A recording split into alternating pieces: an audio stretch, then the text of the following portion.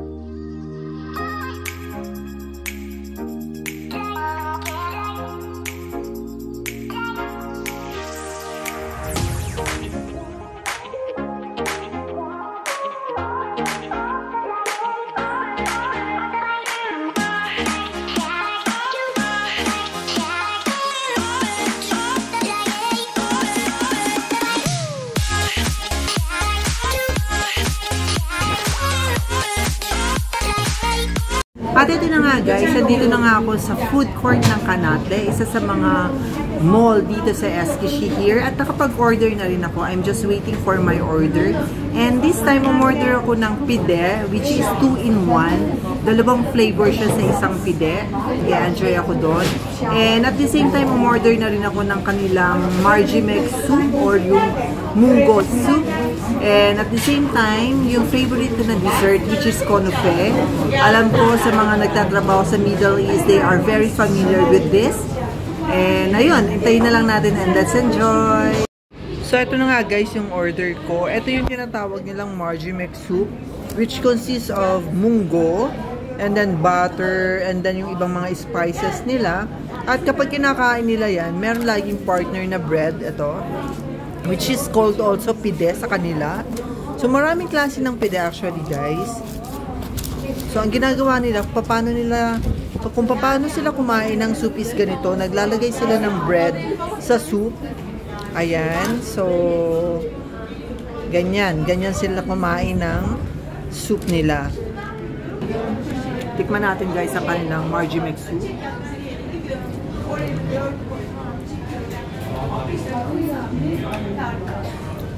So okay din naman guys. Masyado ma-flavor yung kanilang soup dito guys.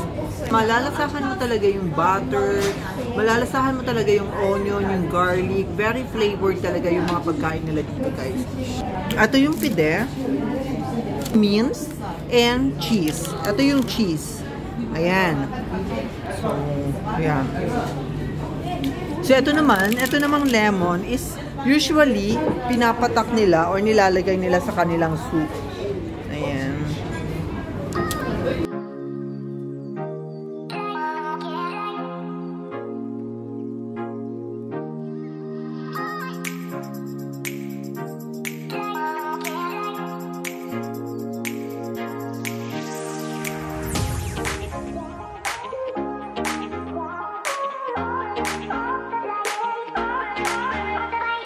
Like what I've said, guys, the pide is like a both form of bread.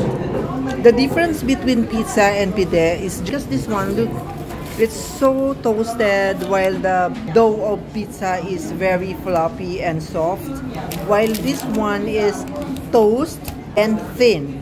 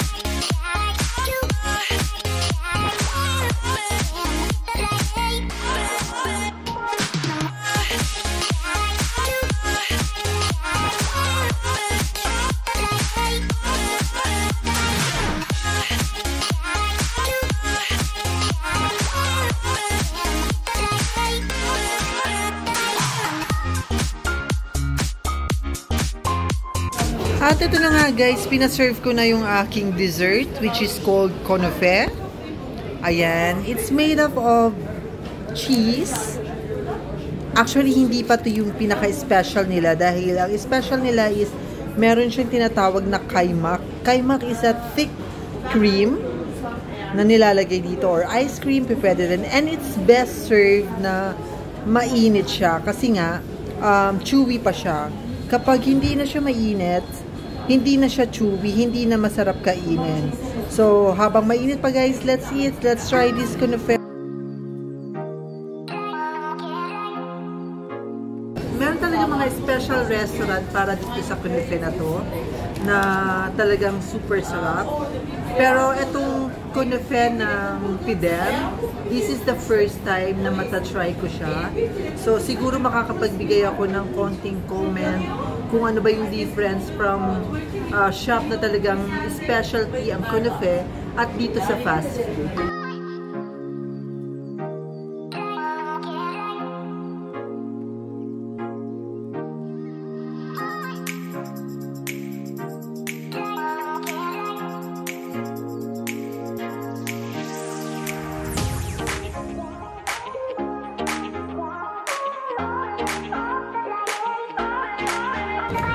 So ayun guys, nakita ko na agad yung difference ang kunafe dito sa Bidem compared sa kunafe ng mga special store or special shop.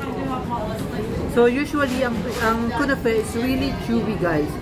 Sobrang sarap. Kaya talaga favorite ko siya dahil sobrang sarap, kakaiba. Hindi mo malalasahan na cheese siya. Kapag iniwa mo siya, very chewy talaga siya guys. Akalain mo malagkit na bigas. Pero it's not malagkit na bigas, it's cheese. So, ayun, yung difference ng kunafe dito sa mall, sa mga food court, at kunafe sa mga shop, dito is parang konti lang yung cheese na nakalagay sa kunafe nila.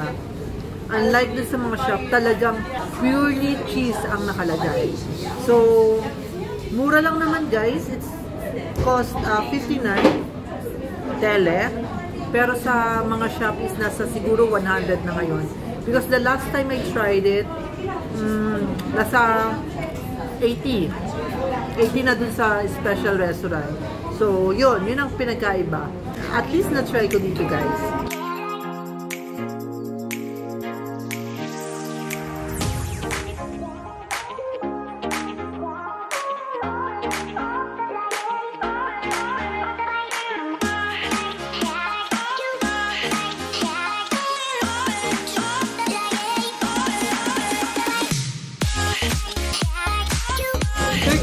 loves dessert, guys. As in, marami silang klase ng mga dessert. Isa na nga itong kunefe at marami pang iba. Kilala rin ang Turkey sa kanilang baklava na kung saan very special talaga. And there's a lot of different kinds of baklava. My plan next time is to vlog all their sweets na kayang kong i-present sa inyo. Actually guys, mahirap para sa akin kasi nga mag-isa lang ako. I can buy, but the problem is hindi ko alam kung paano ko uubusin. And sayang naman kapag hindi ko mauubos yun. Kaya mahirap para sa akin na i-present talaga. As much as possible, I want to try all the flavor of pide. Kaya lang hindi ko kayang ubusin. Kaya nga kinuha ko na lang yung isang pide pero dalawang flavor. Kasi nga, yun ang problema ko. Hindi ko alam kung paano ko siya uubusin. And hopefully by next time, may vlog ko yung different dessert na meron ng Turkey. So for now, kunefe lang muna. Let's enjoy eating this kunefe, guys, because I really enjoy eating this kunefe. This is one of my favorite and I really recommended this to those who wants to visit Turkey.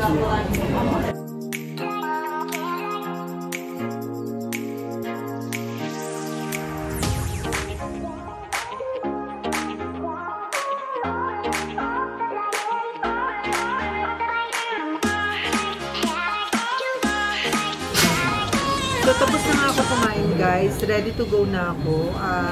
Gusto ko lang ipakita sa inyo yung itsura ng aking pinagkainan.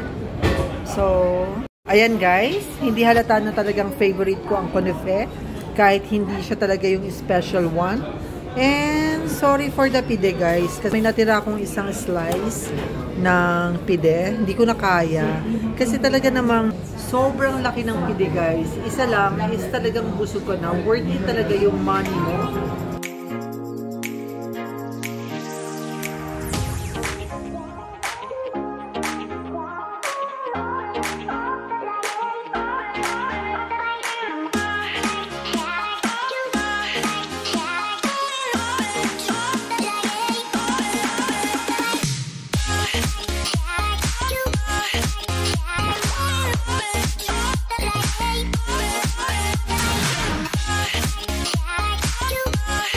So guys, andito na nga ako sa aming neighboring hood at pauwi na nga ako sa aming bahay. Maraming salamat sa panunood at pagsama sa akin ngayon sa vlog kong ito. And for those who wants to visit Turkey, I hope nabigyan ko kayo ng isang recommendation sa food na pwede nyong itry dito sa Turkey. And I'm sure there's more for my upcoming vlogs.